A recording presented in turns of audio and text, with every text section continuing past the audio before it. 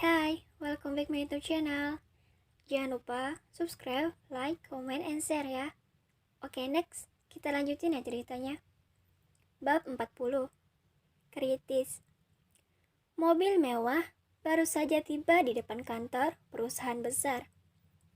Pemilik mobil itu belum menampakkan batang hidungnya. Para staf menampak berbaris dengan rapi, seraya ingin menyambut kedatangan orang yang berada di dalam mobil. Sang sopir baru saja turun dan segera membukakan pintu dari arah kanan. Sedangkan pintu arah kiri, salah satu staf yang membukanya. Kini sudah sangat jelas, pemilik mobil mewah itu adalah Daniel. Daniel yang ditemani sang istri tercinta, ia begitu sangat bahagia.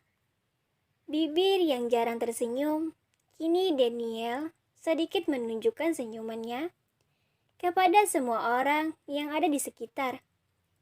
Beberapa staf wanita yang sudah dari dulu menyimpan rasa kepada Daniel, mereka kini tengah tersenyum-senyum malu. Tak lupa, kepala mereka sedikit menunduk. Sedangkan Naya, ia tengah mengagumi keindahan kantor milik suaminya itu. Ini untuk kedua kalinya Naya berkunjung ke kantor Daniel. Namun yang pertama kali, ia hanya sebentar saja. Sedangkan hari ini, mungkin Naya akan seharian berada di kantor besar itu.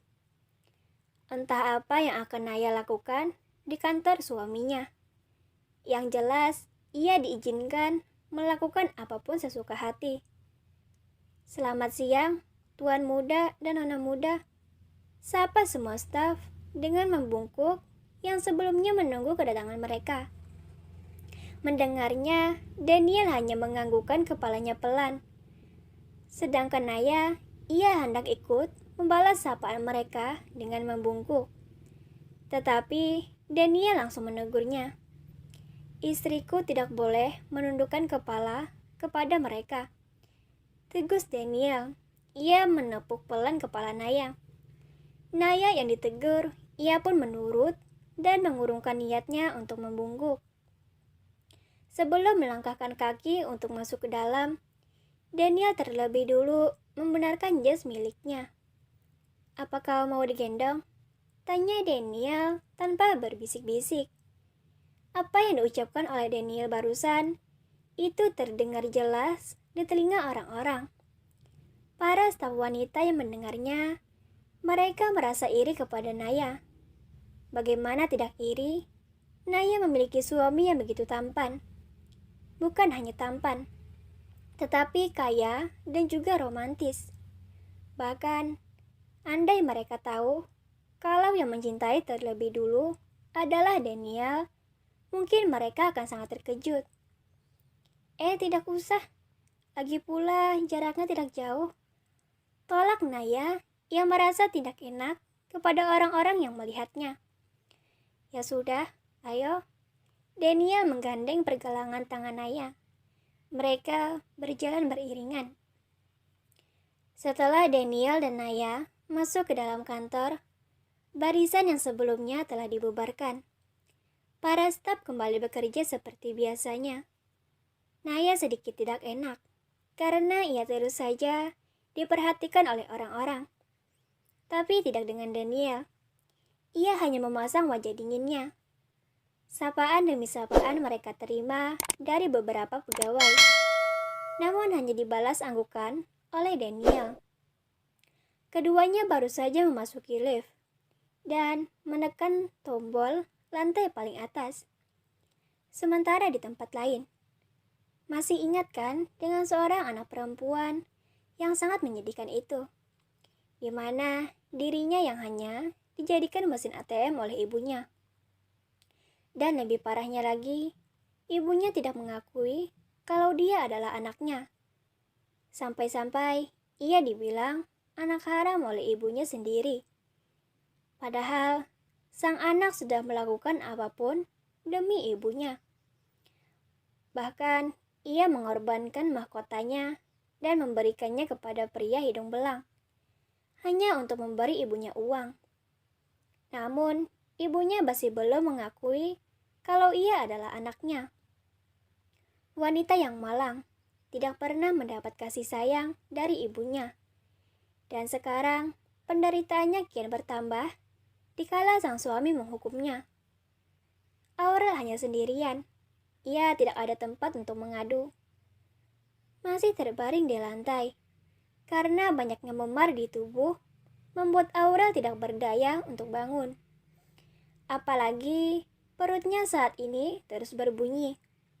Lapar, perih, dan sakit sudah menyatu dalam tubuh Aurel. Yang Aurel tunggu sekarang adalah kematiannya. Ia benar-benar sudah tidak sanggup lagi untuk menerima semuanya. Napas Aurel sedikit sesak dengan penglihatan yang mulai tak jelas. Sakit sekali. Lirik Aurel dengan suara yang begitu pelan dan serak. Kumohon, tolong aku, keluarkan aku, maafkan aku. Kata-kata itu hanya dapat Aurel ucapkan dalam hatinya. Karena ia sudah tidak sanggup lagi untuk berbicara. Kepalanya seakan baru saja dipukul oleh batu, di mana rasa sakit yang tiba-tiba. Bersamaan dengan rasa sakit di kepalanya, Aurel kehilangan kesadarannya.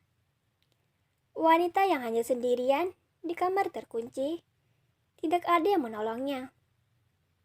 Baru saja ia pingsan, bibir Aurel tiba-tiba membiru. Bukan itu saja, bahkan seluruh jari kuku tangan dan kakinya juga ikut membiru. Darah segar keluar dari hidung Aurel. Suhu tubuhnya bahkan begitu sangat panas. Aurel tidak memiliki waktu banyak lagi.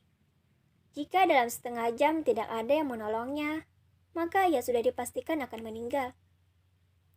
Sementara David, suami Aurel, ia kini tengah dalam perjalanan pulang.